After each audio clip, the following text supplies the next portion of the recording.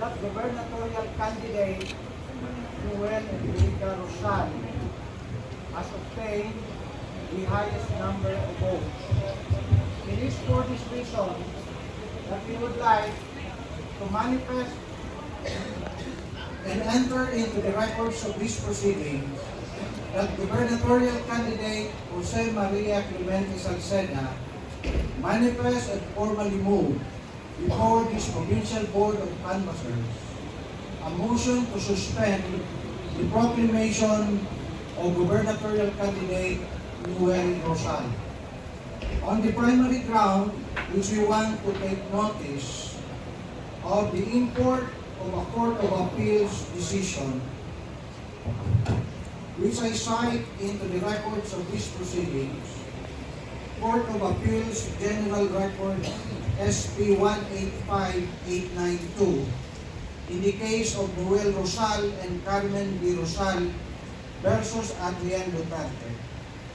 For the records of these proceedings, which we want to take notice, in said decision, it has upheld its earlier decision to deny the motion for reconsideration filed by the Rosals, who sought to overturn a ruling that rejected their application for a temporary restraining order against the office of the Ombudsman. As we all know, Your Honors, this case involved a decision which dismissed gubernatorial candidate from his position with the penalty, as we all know, that the penalty of dismissal from service is immediately executory. Relying on this pronouncement and this particular court decision, correlating now with COMELEC Resolution 11102, promulgated January 22, 2025, specifically citing Section 34, Paragraph 1 thereof, which in substance provides that a disqualified candidate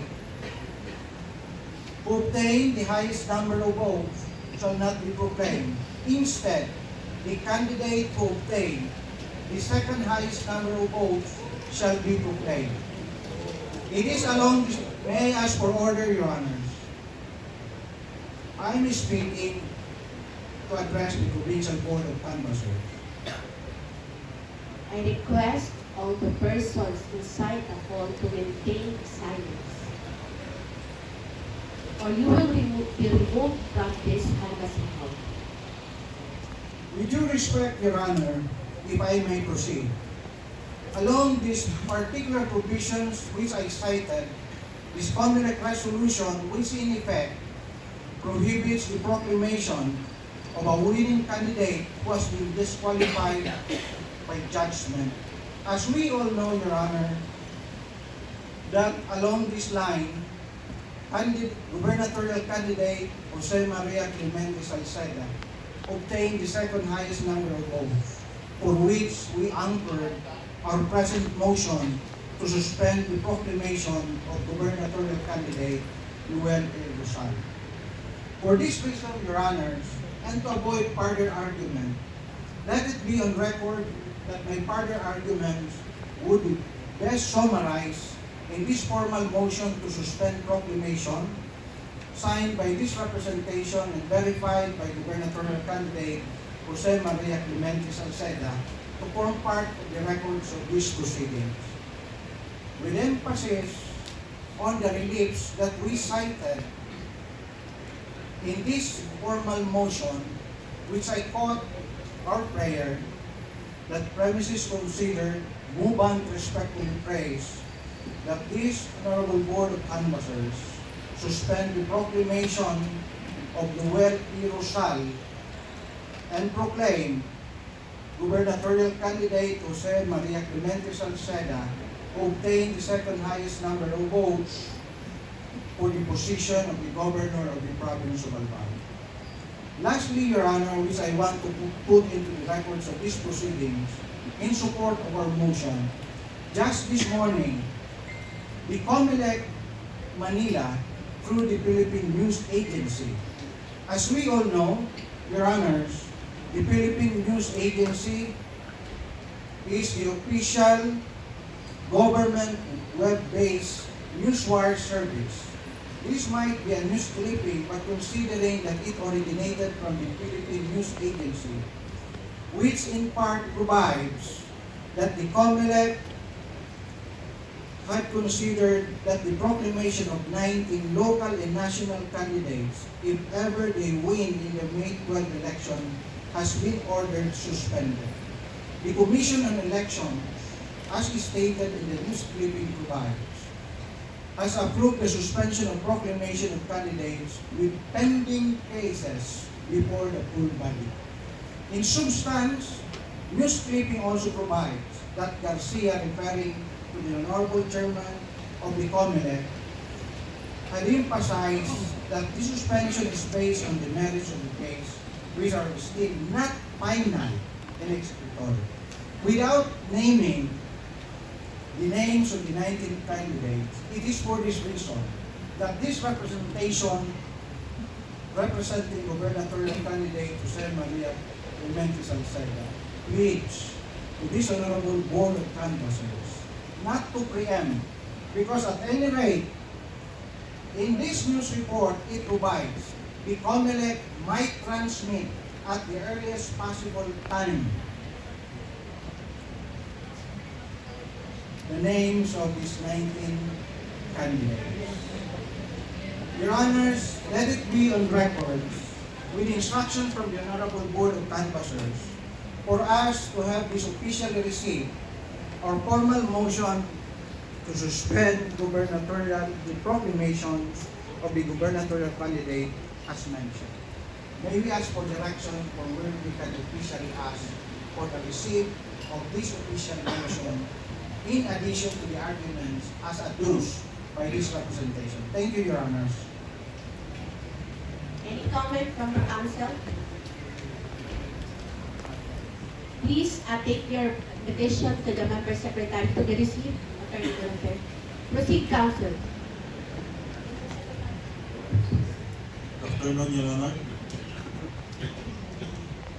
As the lead counsel for the winning candidate, Noel Rosal, Your Honor, I would like to register my strong objection to the motion to suspend the proclamation of my client. Your Honor, you will notice that the motion of the counsel for gubernatorial candidate Salceda has a title, Motion to Suspend Proceedings, Motion to Suspend Proclamation. And because it is a motion to suspend proclamation, it is not paragraph 1 that applies. It is not paragraph 1 of section 34 that applies. What applies is the proviso under paragraph 7. And for accuracy, I quote, Your Honor, provided that in all instances where a decision or resolution of the Commission, either sitting in division or en banc, disqualifying a candidate or cancelling or denying due course a certificate of candidacy is presented before the Board of Canvassers, a certificate of finality issued by the clerk of the Commission must be attached to said decision/resolution. End of quote, Your Honor. That is only one of the requirements. There is another requirement, Your Honor. In the succeeding paragraphs, and I quote again, Your Honor, where a petition to deny due course or cancel a certificate of candidacy, declare a nuisance candidate or for disqualification remains pending with the Commission on the day of canvassing, and no order of suspension of proclamation is issued by the COMELEC and bank or division where said petition is pending. The BOC shall proceed to proclaim the winner notwithstanding if there is /R pending cases filed against him or her.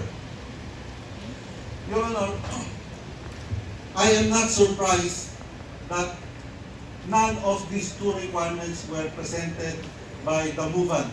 That is because it is not existing. Okay. Now, Your Honor, the movant also claimed and quoted a news article which he alleged to have come from the website of the COMELEC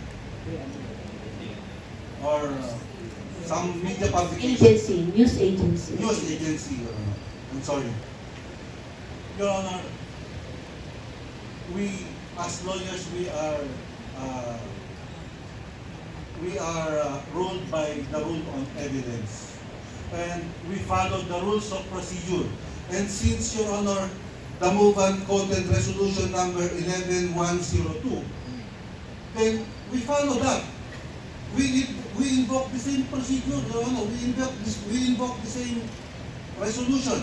And between a news from a news agency and the lack of any order or certificate of finality from the COMELEC, this Honorable PBOC has no discretion but to proclaim the winning candidate. Now, Your Honor, the movement also argues not to preempt the alleged future decision of the COMELEC, who might, and I emphasize the word might, Your Honor, who might rule one way or another. Your Honor, we do not deal with speculations here. We deal with facts. The facts are, there is no certificate of finality and there is no order coming from the COMELEC. And lastly, Your Honor, this same resolution under section 34, Your Honor, it also says, 3 days before the convening of the BOC, the clerk of the commission shall furnish the BOC concerned a list of final and executory cases with restraining order.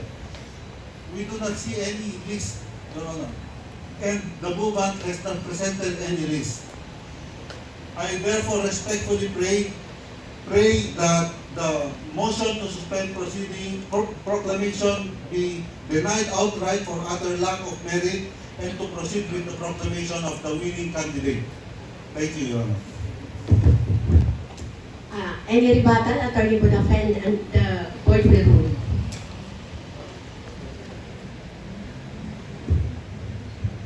While we respect the position of the council of the adverse party, nevertheless, the movement maintains the reliefs as prayed for should be properly granted by the Honorable Provincial Board of Canvassers.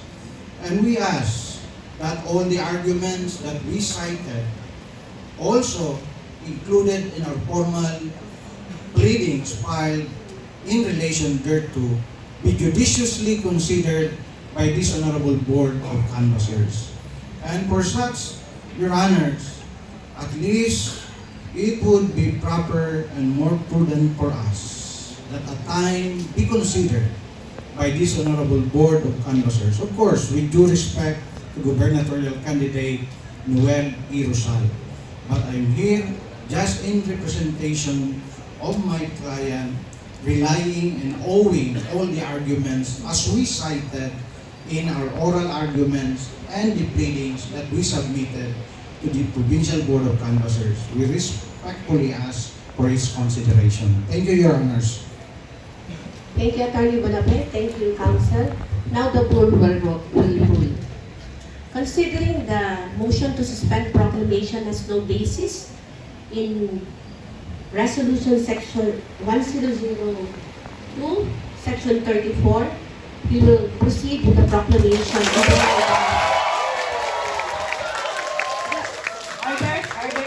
Order in the session. We'll proceed with the proclamation first with the 1st District Representative.